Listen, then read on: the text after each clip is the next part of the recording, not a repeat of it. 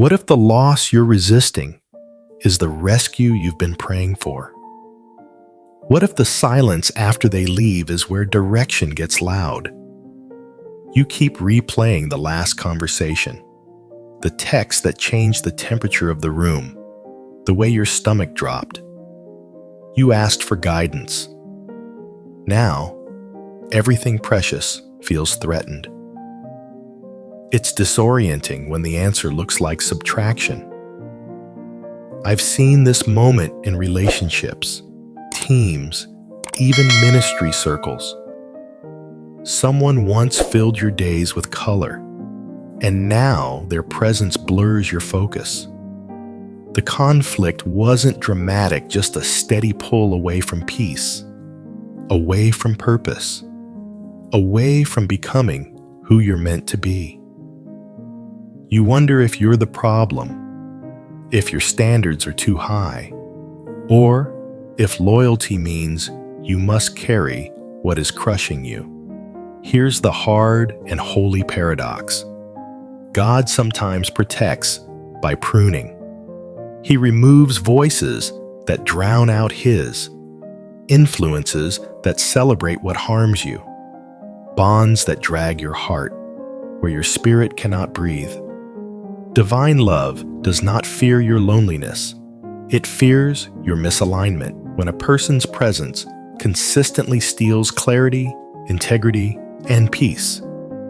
Heaven does not call that friendship. Heaven calls that drift. So, what do you do now, right now, when you feel the tide shifting? First, tell the truth without drama.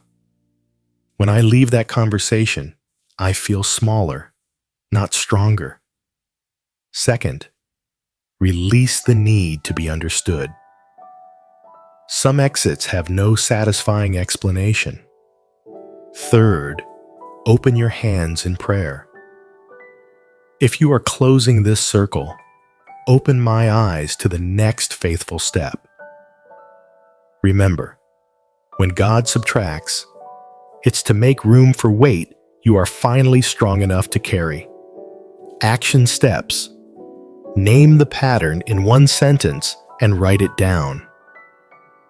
Take a 7-day distance fast from the person or chat group to test for peace. Pray nightly. Align my relationships with my assignment. Here's the tension. You've been taught that love means endless access. But love without boundaries is not love. It's leakage. Sometimes we confuse mercy with permitting harm. Sometimes we mistake history for health. The longer we delay obedience, the heavier the door becomes to close. The heaviness you feel is not guilt, it's gravity pulling you back to what's true. Let's clear a few misbeliefs. Misbelief. 1. If I set distance, I'm judging them. Truth. Distance is not a verdict, it's stewardship. You're guarding the call on your life. Misbelief 2. If God is in it, relationships should be easy. Truth. God is in the forming, not always the ease. Alignment still requires choices. Misbelief 3. If I leave, I'm quitting on them. Truth. You can pray for someone and not pace your life to their chaos.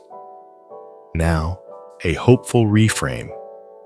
If God removes, He intends to replace, maybe not the person, but the position they held in your heart. Expect Him to fill the quiet with clarity. Expect new mentors, cleaner conversations, fewer apologies for being serious about your purpose. Expect evenings where peace returns like oxygen. This is not punishment, it's preparation.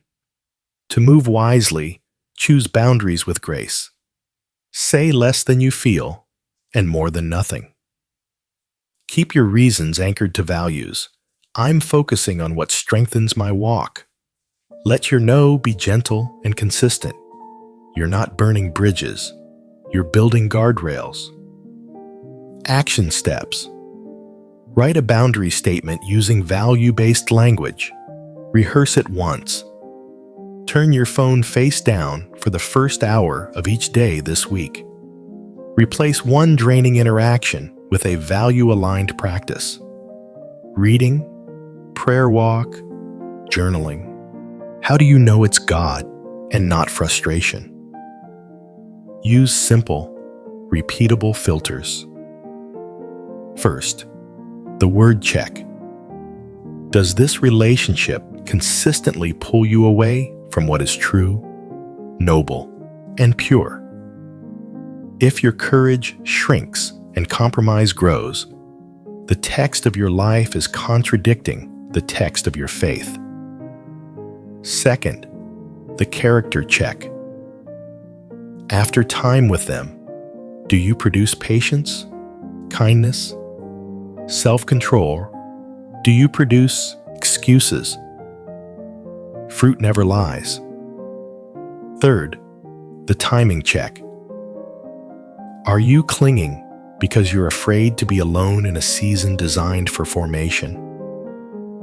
Now watch for red flags that masquerade as care, chronic mockery of your convictions, advice that always centers their benefit, familiarity that treats your boundaries as suggestions, humor weaponized to hide contempt.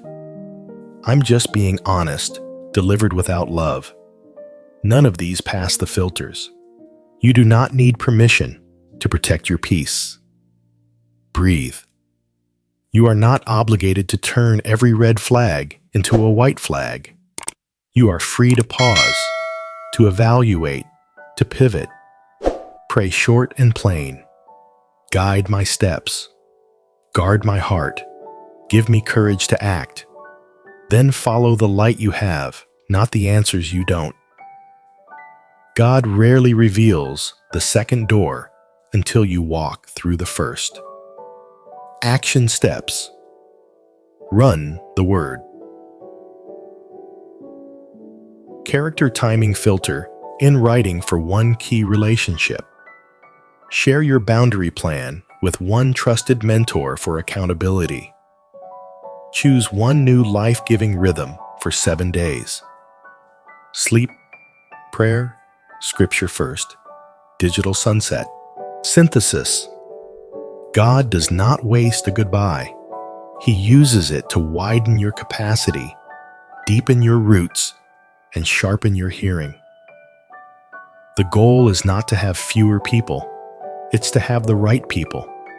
Truth tellers, courage builders, humble servants. Losing what numbed you is how you recover what wakes you. Over the next 7 days, live like someone who believes this. Day 12, distance to detox. Pay attention to your inner weather. If peace expands, take note.